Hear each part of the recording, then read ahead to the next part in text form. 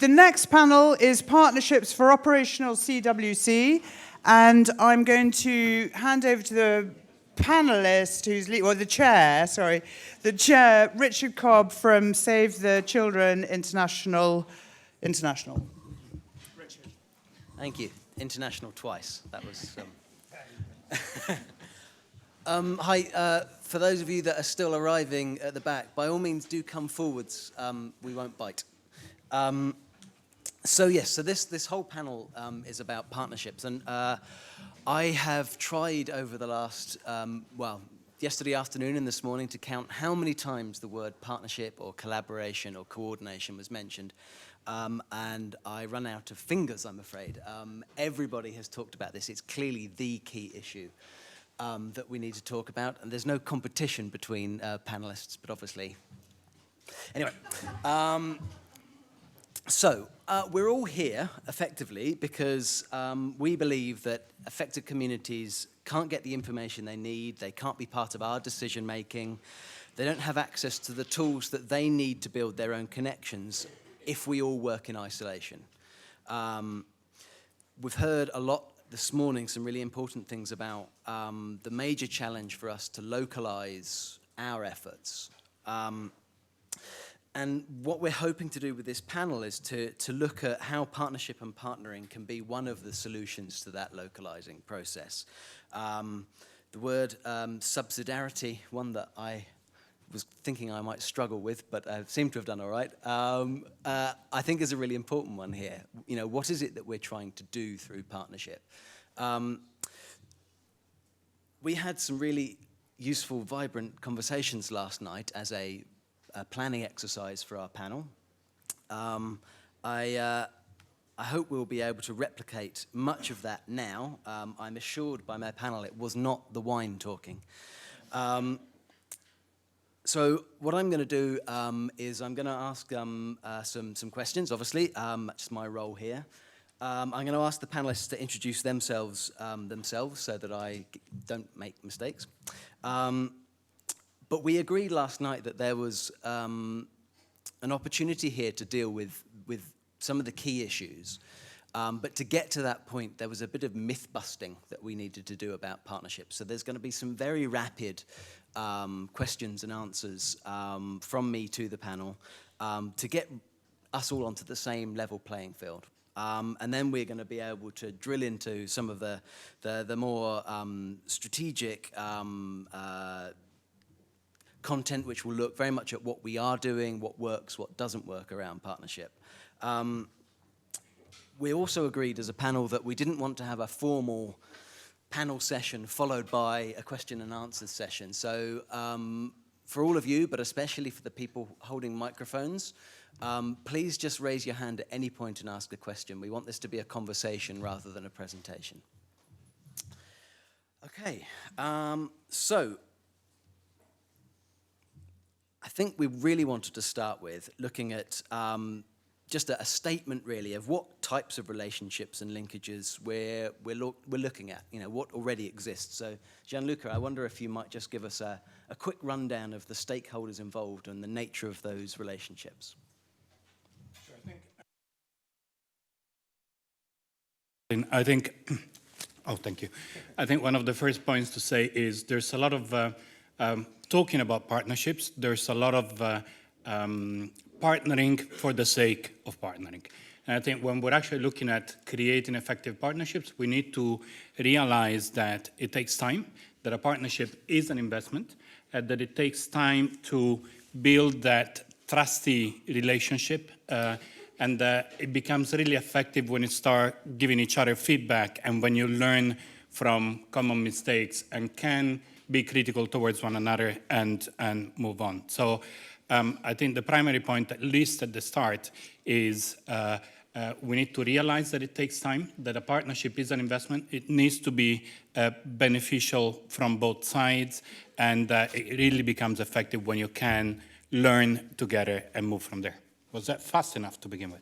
Wonderfully fast. And for those of you who don't know, that's Gianluca Bruni from ETC WFP. Thank you. Len, I wonder if you could introduce yourself and just tell us who do we think needs to be involved? Who is already and who isn't? Good morning. I'm Len Manriquez from the Peace and Conflict Journalism Network. Shortly, PECOJON is an organization that is using conflict transformation tools and techniques in communication for accountability and participation. I hope that's also short and brief. There are already partnerships existing in communities, and this can be formal partnerships or informal partnerships. And sometimes when humanitarian organizations, whether local or whether national or international, goes into the community, these are sometimes limited to formal partnerships. So we have to have a keen eye on these informal partnerships too. And expanding on that, Stuart, I wonder if you might tell us how we might move on from this rhetoric around traditional and non-traditional actors in the humanitarian space, given that we are working in a new world of multiple types of responders, and we are likely to have a smaller influence. Thanks, Richard. Again, Stuart Davies from UN OCHA. Big question to start with, really good question. And I think the idea of traditional versus non-traditional actors is a really good place to start, where we can adjust our narrative, adjust what we consider to be traditional and non-traditional, be it local media, or in the case in Nepal, the Nepal Scouts, or technology partners like Microsoft. I think we're increasingly leaving ourselves out of humanitarian response by considering ourselves to be traditional responders, and those from the community who are the first responders, and the small private sector, private businesses and family-owned businesses and community groups, they're the real traditional actors. So I think we are a room full of traditional actors here, with somewhat of a gap, even in this room here, of the non-traditional. So I think the narrative needs to change, and then our behaviour needs to change. Another easy question to answer very quickly, Katie, I wonder, can you tell me, do partnerships even work for communicating with communities? Hi, so I'm Katie from Save the Children, and I might have to say UK twice, just to combat the international at the other end of the table. I would actually say that I think we don't know enough about partnerships, and we haven't had a look and interrogated them enough and have enough evidence about what works and what doesn't work.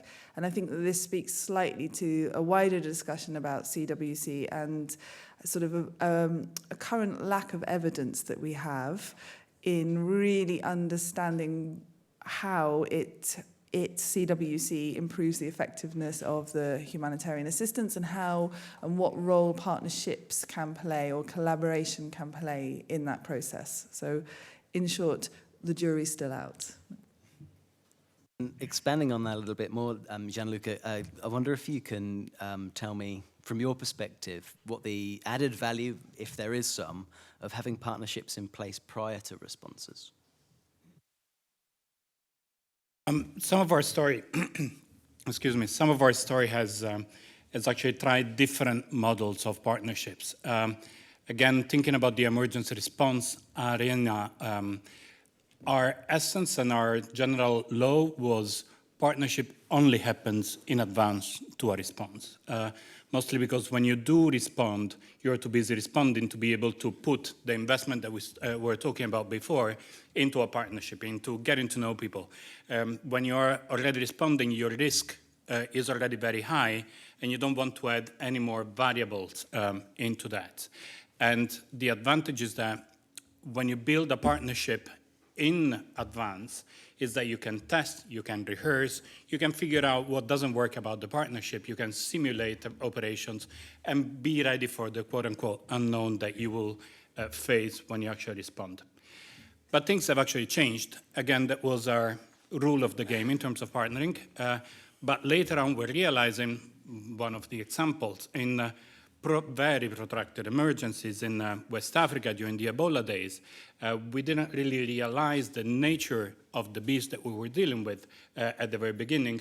And so the nature of the emergency and of the operation kept on changing throughout time, so that it came to the point where actors came into the operations and said, okay, this is what we intend to do. We have no experience. Can we match it? And we're realizing that on one side, our approach was really saying, look, don't partner with us within the emergency. Come and talk to us after the emergency for the next one. But some emergencies are long enough to be able to deal with that. And some actors will only ever show up within the emergencies, because very few partners, donors, members understand and are ready to invest what is needed in between emergencies. Many show up in the middle of it and want to help and are very selective about the emergencies that they intervene. So we're trying a new experiment. I don't know how that is going to work out, but it's obvious that we cannot exclude partnering from within the emergency theater. So we've rattled through some massive issues there. And I'm not sure that we've busted myths necessarily, but these are some of the considerations we need to make and take into the next part of our conversation, which will go into some depth into what actually we can do on the ground operationally. But before we move on to that, I'm just wondering if anybody in the room has any other myths they feel need busting around partnership, whether they have the answers or whether they'd be looking for our fine colleagues at the front here to answer them for them. Assuming that we have the answers.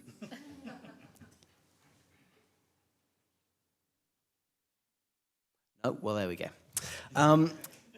So there's the next part of this conversation is really quite open-ended, and I'm going to come to each panelist in turn to answer a single, if not simple, question. So what I'm interested, panel, is what can operational partnerships do on the ground? What do we know that works already, and what do we know that doesn't work? And I'm going to start with Len, if that's all right.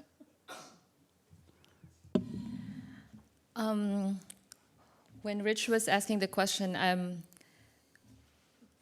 took a time machine back to 2014, not to 2013, but 2014 December, when this new typhoon Hagupit at the time was approaching the Philippines. It was big news that it will be such a massive destruction.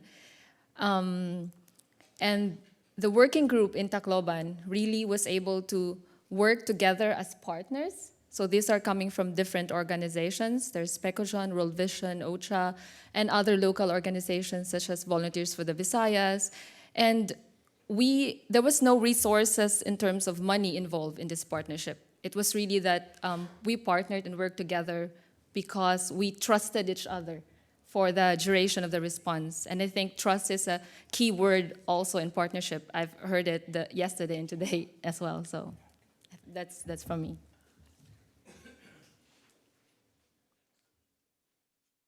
Stuart, do you want to take that forwards? Well, I'd just like to maybe take it back a few steps. Rather than thinking about, if we're talking about what works and what doesn't work, I think we're sort of selling ourselves short if we're looking at partnerships for the sake of partnering, like Jean-Luc said before. So I think the question, everything needs to be sort of positioned around what's the outcome, what's the goal of what we want to achieve. Then you work backwards from that and you start looking at thinking about outcome first. What's the outcome? Then we look at what sort of goal we want to achieve. Then you sort of go backwards through your outputs and your activities, and then you start looking at which of the partnerships can get us to that outcome. And I think often in response, we are pressed for time, and we often sort of come together. When things don't work, we come together and we just try to match resources without thinking about the bigger picture in terms of what we're trying to achieve. So I do think more efforts around building the partnerships with a focus on the outcome prior to response is important. I think from a systems point of view, when we look at the traditional humanitarian financing mechanism, for example, again, coming from OCHA, I have a very particular interest in this, and I think some of these traditional mechanisms within the international architecture are not set up for innovative partnerships with civil society, with private sector. We can kind of sit around in this room and focus on CwC and what do we need to do around partnerships, but we're still missing the bigger point of the architecture, which is preventing these sort of partnerships.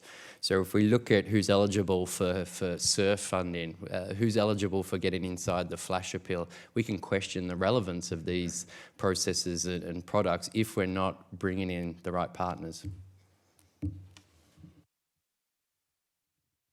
Thank you. Katie?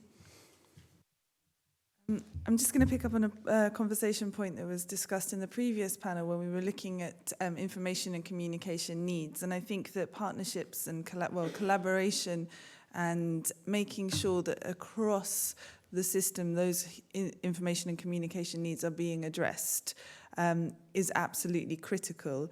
And there's been sort of examples where I've seen where people haven't been working in partnership and those information gaps continue to be there. And I think that that's key. And maybe then if we take an outcomes focused perspective on this, understanding what the needs of the community are from a communications information perspective, and then working out how best to address them and then how to forge the partnerships is critical. And that changes from a changing context. And I think that it's understanding the context first is the key step that needs to be taken. So. Would you be able to expand a little bit further into those contexts from your experience? I was just sort of really thinking around perception and myth and how in sort of conflict settings that there's a real need to work across across all of the different stakeholders within a community to make sure that the people have enough access to information to sort of debunk their own myths. And that's also working with communities. And the example I have is in Myanmar, where we were actually working with children's groups and working in partnerships with children's groups to sort of media literacy training. I mean, that's a very formal way of saying helping them to sort of navigate the information and communications hugely exploding ecosystem that they have in Myanmar. And I would also say that sort of other examples include in Somalia, recognizing that there are certain huge PR processes that we cannot be oblivious to and have to sort of work, maybe not necessarily in partnership directly with those PR processes for non-state armed groups, for example, but how do we make sure that we have a partnership model that is able to generate information and communication to counter that as well, which is key. And that was around sort of who are the different stakeholders and the trusted sources that we can engage there. So. We have two questions from the audience. I think if my glasses don't lie, it's Leonard at the back, and then Jacobo. Working it. I think it's terribly important, of course, partnerships. But what's especially important is to be open, to be out to allow people to get outside our own comfort zone, if you will, because we're all super busy, and in emergencies more than super busy, and just. Reflecting back on my first encounter with the CDAC thing, it was being bullied by Imogen, who's somewhere here, to go to a weekly meeting in a part of town that was horrendously difficult to get to, and it easily took an hour to get to, and to attend a meeting chaired by Jacobo over there, who in a room with really appalling acoustics, but despite that kind of pain of doing that every week, it exposed us and got us out of our bubble and exposed us to lots of local actors. And I think it's so important that we do that, because it's really hard for people who are not in this space to know who to talk to, at what level, to catch your attention.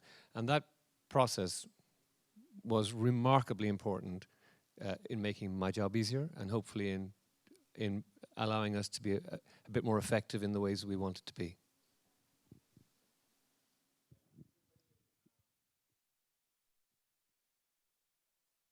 Leonard mentioned, I think it's important to figure out what are the incentives that we need to create within our own teams to actually be more forward-thinking and curious.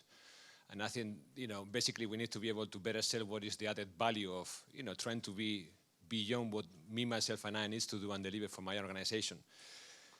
the question after the reflection, and this is to all of you. Let's say thanks Stuart for pointing out one of the big white elephants in the room, which is the funding architecture is not fit for purpose for what we think we'd like to do.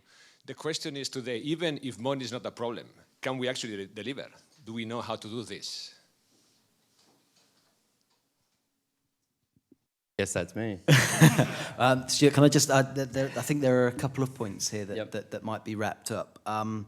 So we have something around incentives and funding modalities, which perhaps you could answer, Stuart, but the question from Leonard, or the comment from Leonard, made me think that perhaps we also need to explore what are the similarities and differences between collaboration versus partnership versus coordination. So, Stuart, if you want to take forwards the sort of structural element, and then maybe we'll ask Gianluca to come on to some of the other issues. In response to collaboration versus partnership coordination. The funny one.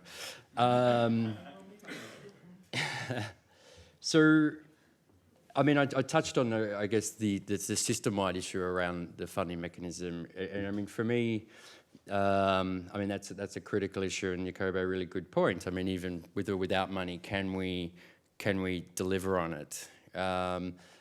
That is a huge system-wide question for all of us in this room, including myself. But it is about having that open space, which Leonard talked about, but also making sure that let's make sure that the financing mechanism is in place. Let's make sure that the partnership approaches are in place so that when we finally get to the point of delivery, we don't have any of these elephants in the room, we don't have any of these impediments, and then we can truly assess our work, the effectiveness and the impact of our work. Trying to operate on a shoestring, not just in terms of financial resources, but in terms of matching the right skills and resources together is an issue. And, you know, I think I reflect in when I was in Tacloban with Leonard, and I remember the CCCM cluster in the first couple of weeks in that response, sort of looked around at the OSOC, so the International Coordination Tent, and said, we don't want to be in this tent because our partners aren't going to come here. They're going to be intimidated by this space. I'm intimidated by that space when you have all these international humanitarian running around. So, I mean, I'm crossing the border from the open space for us to partner with innovative, I hate to say the word innovative, but local partners, so that we need space in that respect, as well as through to the financial avenue as well. Did that even answer the question?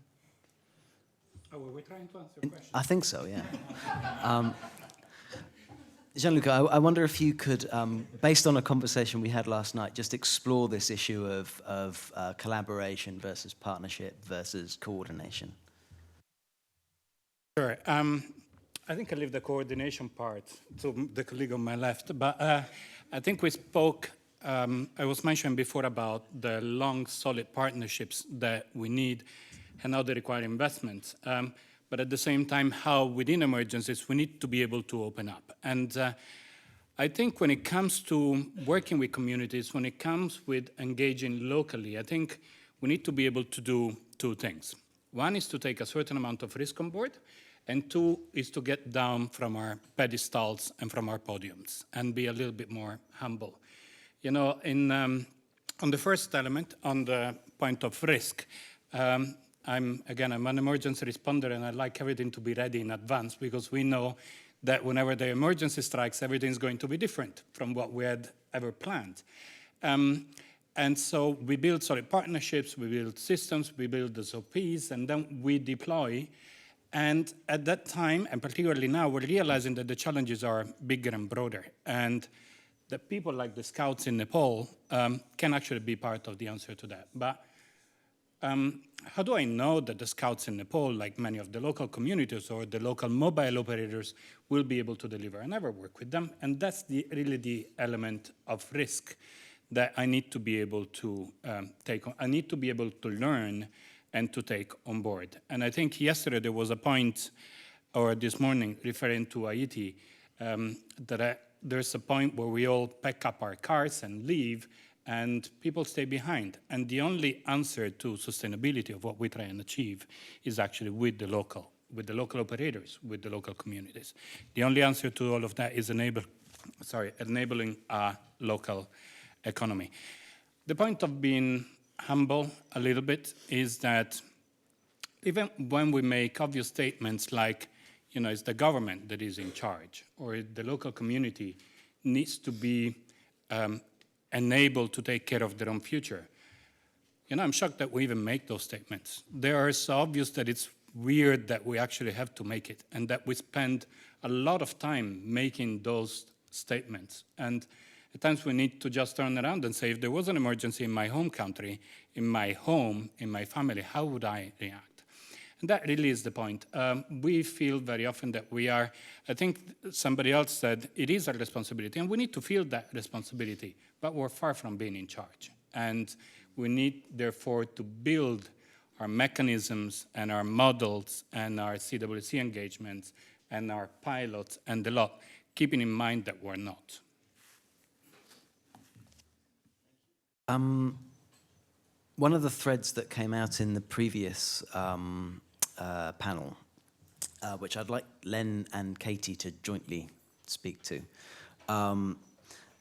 is the issue of partnering with actors that we are not traditionally or familiarly used to working with. And I'm particularly thinking about local media at the moment. So I wonder if we could get sort of two perspectives, starting with Len, about how we might set ourselves up to partner better with some of these actors that we're not currently familiar with. I would say the CDAC project in Bangladesh and South Sudan is a great step into this, because when we mean partnering with local media, we also need to understand the whole local media dynamics. We can't just say we need to partner with local media and go to an affected area and partner with local media right away, because that's the way to go. No, it's not. We also need to understand the dynamics of local media, because as we know, in conflict situations, they have their own biases and connections, and even in non-conflict situations, these biases and connections can impact the effectivity of aid.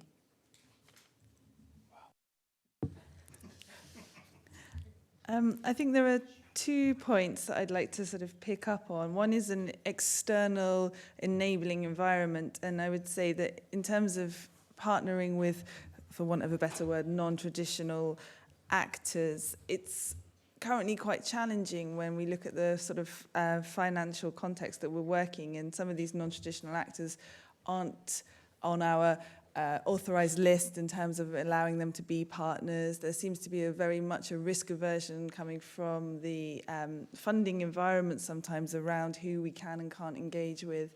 And this was specifically an issue in Syria, where many of the local partners, not even thinking about sort of media partners, but local partners, hadn't gone through international checks, weren't sort of verifiable against certain systems, and it meant that that slowed down a process. So there's a big preparedness piece around, a big advocacy and preparedness piece around expanding the understanding of who a partner can be in a response, and that should be broadened to media development agencies or local media, so that there's a better understanding and a more enabling environment. And internally, and this maybe goes to Jacobo's point, at the moment, it feels like within a lot of organizations, there's a few sort of very keen individuals who really understand the importance of engaging with local media. But we really need to work much better across the board on the socialization model and how we make sure that understanding is inherent within our own organizations. And I think that when we talk about partnerships, we need to recognize that a lot of the members of the CDAC network are also sort of multiple member agencies, affiliated agencies, and have their own sort of partnerships and relationship complexes that they're working with. I say, as Save UK, sitting on the same table as Save International, but you know, the UN has its own challenges with you know, the HQ regional level. We're working through affiliated models. World Vision are also in the room. You know, there's those challenges as well that need to be addressed when we think about partnerships. So. That may have generated some questions from the audience, which is timely because I was going to say that we have about half an hour left, and what we're interested in as a panel is actually not just questions from you, but your experiences as well with partnering. So I think Stuart's going to have a final word, and then we're going to open the floor. Sorry. And just quickly, I mean, I have a startup and somewhat of a business background. So when we talk about risk, and this comes in through the business language, businesses take risk, we don't as humanitarians. I mean, to debunk that, businesses do not take risk by choice.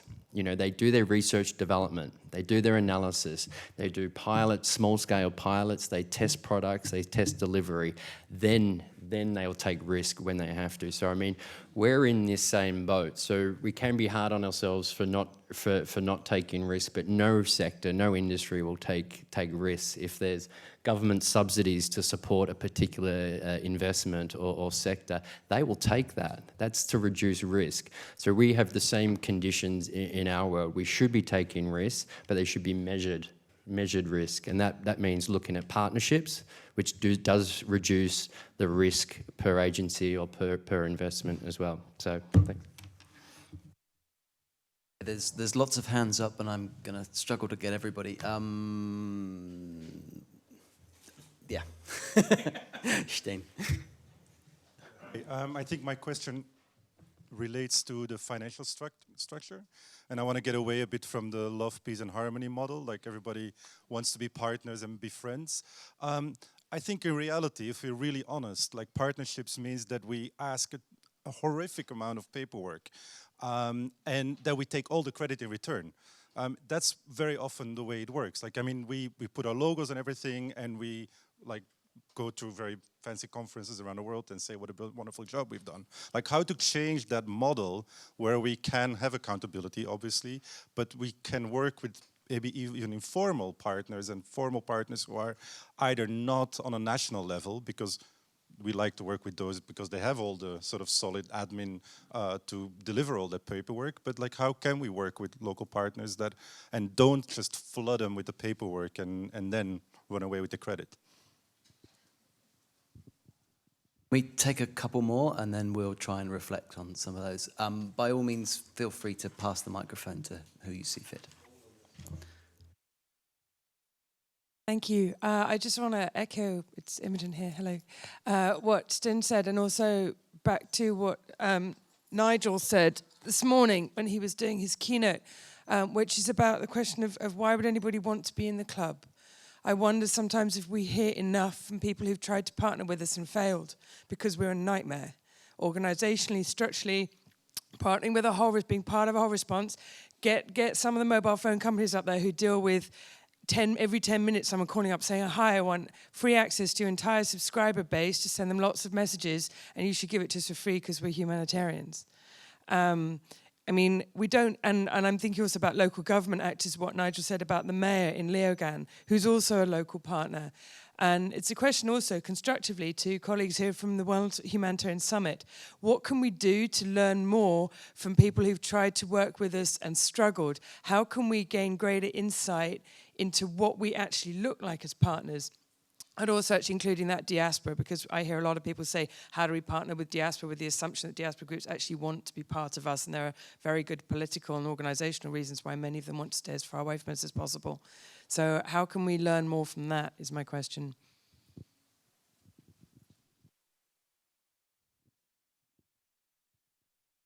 Mark Bulpett, World Vision UK. I think this point probably draws in some of the earlier questions, looking at power, and power within partnerships. I mean, I think we all like to think that partnerships come together with equal power. Of course, that's rather naive. And there's also always a disparity within that. But I think we need to try and look at how we minimize that, or how we work within that reality. I think part of it comes down to, as one of the speakers said, about humility, sort of at an individual and trust-building level, about having that humility to try and dissolve some of that power imbalance. But I think also the system needs to ensure that it's an enabling environment to try and reduce power imbalance as well. and we talked about funding mechanisms and the flow of funding that needs to be done in a way that helps the ultimate recipient agency feel valued and enabled. It needs to be fast and effective, and the way that we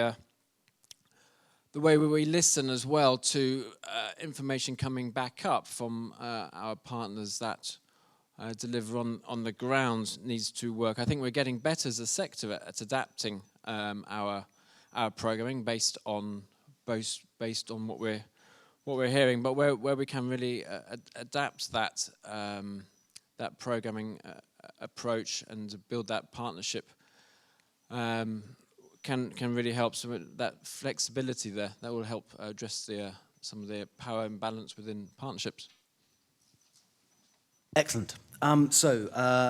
Some thoughts from the panel then on what is it we're actually asking our partners to do. And part of the discussion last night, we spoke a little bit about transactional partners versus transformational partners. Why does anybody want to be in our club? I thought that was an excellent question. And this whole idea of power imbalances and how we would create an enabling environment.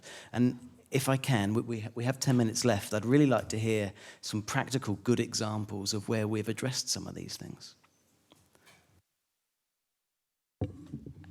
So I might just comment in response to Imogen. And I remember I was running a training with a local partner in Mogadishu, and I was running a training on setting up a community complaints and response mechanism. And at the end, the partner turned to me and said, "And do we also get to have our own community complaints and response mechanism with Save the Children?" And I thought that was actually something that we probably had overlooked in terms of how we'd established the partnership and whether they were able to give us sort of feedback and that process. And it made us overhaul our partnership model that we had in Somalia and really think about how are we making sure that it's not just this grantee relationship. And I think that really does speak to the power dynamic that we'd established and had overlooked there. I would also say that there are currently some very interesting projects, and if you think of the START network and some of the financial enablers and the way that that's looking at how do we try and address some of the balance and how can we make sure that financial flows aren't just through this global north-south divide again. And I think that some of the work that's coming out of the START network and some of the evidence that's will hopefully be generated by that project can inform our understanding of partnerships as we go forward. So.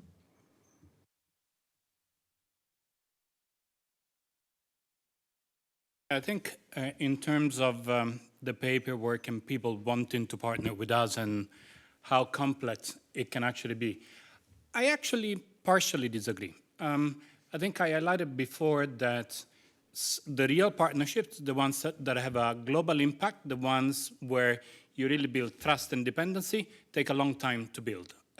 Take a long time, take learning, take cost, investment, travel, but they have a global impact. And the results of any partnership need to be proportional to the quote-unquote investment that you make into it.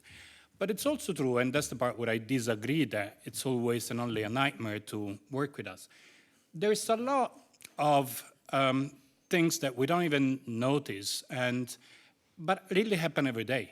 The logistic agency, the DHL that says, hey, there's been the tsunami, so have my warehouse. Or people that say, I'll help you clear customs. Or the mobile operator that hosts a workshop in Kathmandu the week before the earthquake. None of those actually does need a lot of paperwork. Or the working with the local military to get access to a specific area. When we talk partnership, very often we think the big names and the big... Please don't take a picture of me. That was really very timely, thank you. Then they said the Italians don't talk with their hands. Where was I? Yeah. So, the big HQ-based partnerships, yes, they are a nightmare, but The word partnership, that's where I think the difference between partnering and collaborating really happens. That's not necessarily the meaning and the only way to partner with people. It really happens every day, and I think we're actually humbled, and I think it takes us back to understanding who is in charge by the number of people, organizations, local actors that really take charge of providing support to their own country. And that's the essence of partnerships.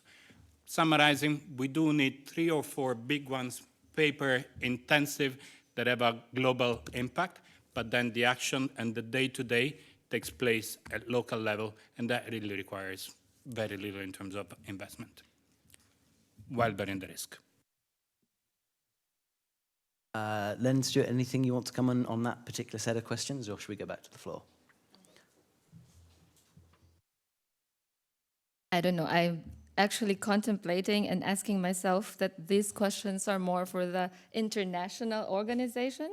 And though PecoJon has an international network, it is included perhaps in the non-official list. Just kidding. We're not part, of course, it's tricky. Basically, we would like to partner because we share a common vision. And it's not cliche. And we want to work together with less time, and this is really serious, and not only because it's required. But sometimes, yes, it's difficult to do partnerships because of all the paperwork and all these kind of things, but it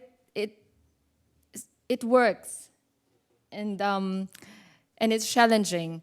But on this question, if we really have I don't want to sound emotional and things like that. I know Stein has already set the barrier into this, but we really have to be humane. Seriously, I'm not kidding. And it's really a good call today. It was very inspiring on the keynote.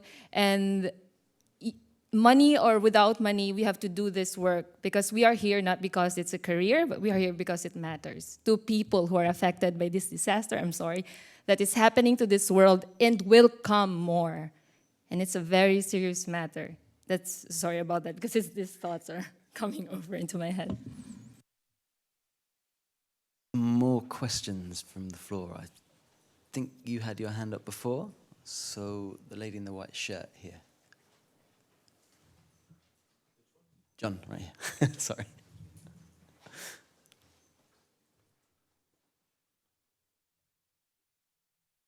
Caroline Jarrett from the Global Forum for Media Development. I want to react on an earlier comment from a colleague from Save the Children about awareness needed to consider local media as partners. From the donor side, I'm seeing awareness of this starting. We facilitate since a couple of years the media assistance to Syria, and we have multi-stakeholder meetings happening, and the next step for us is to bridge the gap between the local media and the humanitarian or other development NGOs working there, because there's obviously not a view also from the local media that they can be partners, and not a top-down, not something different than receiving a top-down request to deliver messages. So I'm thinking there's probably here something that we can do to break this gap from both sides.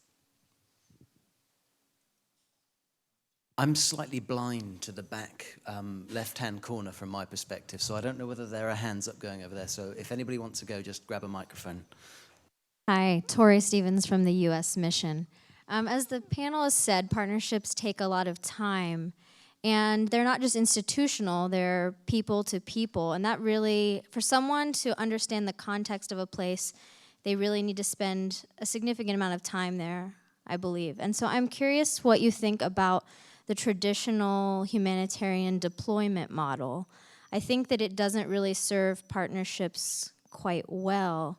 And if you're seeing a trend towards people, organizations sending people to become country experts, regional experts within countries, is this a potential step forward to really make this happen and make partnerships a real thing rather than that buzzword? I really think that's the way to go. We need more people who are actual experts with real relationships. Maybe one final question? Yes, hello, this is Marianne from the Luxembourg government. I'm in charge of emergency.lu. So I would like to say that Luxembourg is neither afraid of risk nor of paperwork, and we are a long-term partner of the ETC, where we know what role we are playing. So we bring in satellite-based connectivity in disasters. But so far I've not been able to figure out how I could be a partner of CDAC. Is that because it is more difficult to become a partner with the network, or is CDAC maybe not ready yet to clearly specify their needs from a technical perspective? Just wondering, because we would really like to engage. Thank you. I feel the last question may not necessarily be for us as a panel. Last reflections, guys, based on a couple of sort of summary points from those last questions. First of all, it seems to me that there's still some bridging of the gap between ourselves as humanitarian responders and media organizations. So thoughts about how we might do that. And then secondly, this idea that partnerships, we know it takes time. We know it's not about just institutions. It's around relations, and what our current model of humanitarian deployment looks like. How conducive is it to creating meaningful partnerships, but also what can be done to adjust it to maximize partnering. And Stuart, as you're looking at me, I'm going to go to you first. Thank you, Richard. Okay, so I mean, last thoughts on that. The deployment model I find interesting. I mean, even in our most recent Nepal response, we're seeing a lot more intra-regional deployment as opposed to the Western white-faced Caucasian deployments that have travelled across the globe to be in a response for a 2-week specialist mission and then disappear again. So I mean, I have seen some improvement in the deployment model, but is it necessary? I think I look forward to a change. I think, again, I mean, I have very much an Asia-Pacific lens, which is sudden onset disasters, rapid deployment, rapid response. Our office speaks heavily about aid delivery, and it's about speed and volume, trying to meet the needs. And if we can't do that, what are we doing there? And I think from a partnerships, and coming back to Mark's point from World Vision around power, we're losing our power in the region, which is a good thing. We're seeing national governments take control of what they want in country. And this may not be the case with our L3s or our large-scale responses, because everyone's going to need support in those situations, even a country like New Zealand or Australia. However, for the medium-size responses, the role of the international community, and therefore how we partner and why we partner, is going. It's disappearing. And then we've got to find out, what does that mean for us? And is this more legs on the ground deployment, or is it more of a consultative process with the national governments and even more localized governments leading up to and following disasters? Excellent. Last brief thoughts, Katie. So in terms of the deployment model, I don't think it's an either-or conversation. And the reason is because I think the co-creation of the knowledge and understanding is important, specifically if we're thinking of conflict settings. And so sometimes in Somalia, with the local staff, they said, well, we actually need someone who's an international, not from this context, to be able to make a decision, because it's too dangerous, because of our affiliations, our associations, to make a decision or to broker that partnership and make that relationship. And I think that that's worth acknowledging for conflict settings, that an independence from that, based on an understanding, a local understanding, and based on all of the information, it is actually an important factor for those conflict or tricky situations where you do need to think about how safe it is to broker some of the relationships and some of the partnerships that we're talking about. So a last opportunity, Jean-Luc or Hélène, for some single sentence thoughts before I wrap up. I don't do single sentences. it's not going to be a single sentence, but feel free to kick me at some point. A quick summary. I think there's an area that we haven't really touched on, which is the change in humanitarian aid and how that impacts and affects or empowers affected communities. 20 years ago, and it's not going to be that long, but 20 years ago, we were struggling with issues about dependence of international aid and how that would affect the recovery of a local market. From my own experience, we're pumping hundreds of thousands of tons of food in a region. People would become reliant. Farmers wouldn't be able to farm and compete with free food coming from the outside, and therefore people became dependent. 20 years later, we're dealing with all of those, and not just the WFP, but the whole humanitarian community, by using different mechanisms. And we're shifting into modalities of delivery that rely on local markets. So we give people a piece of paper, a voucher, an SMS, a credit card. They take it to a shop this time, not to a UN agency, but to a shop, and they buy what they feel is needed. Now, let's not undermine what that means. What it means is that, assuming that the change is the way we're all looking at now, is that every single agency, every single operator will build a one-to-one relationship with a person, with the people that we don't want to call beneficiaries. That there will be a direct contact, one-to-one. That's a huge change and a huge difference with all the feedback mechanism that we've been talking about will actually be essential to be able to do that.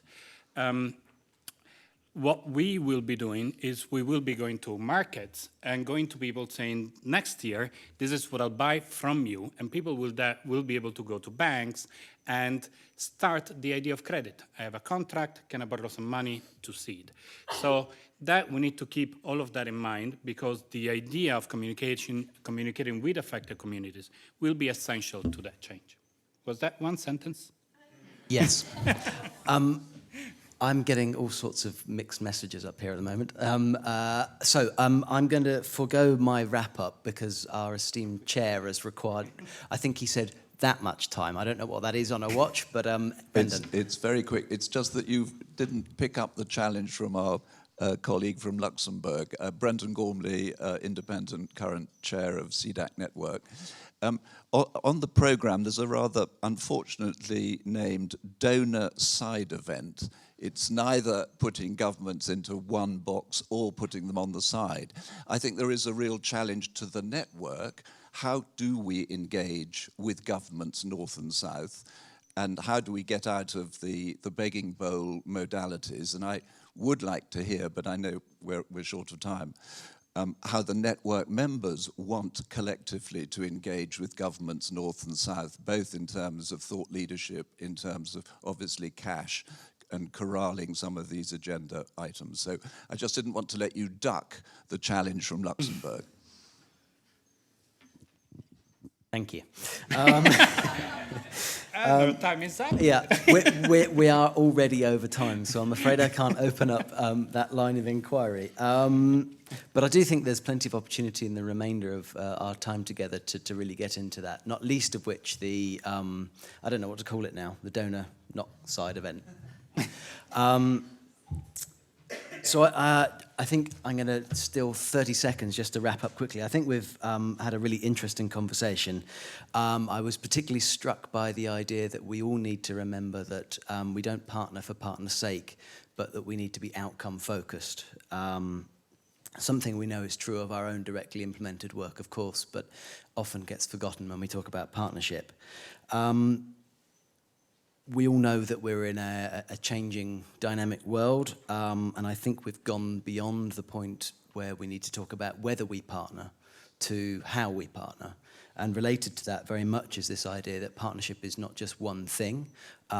It becomes part of a continuum between coordination, collaboration, and partnership. And in some way, we need to have a balance between all of those things to be effective.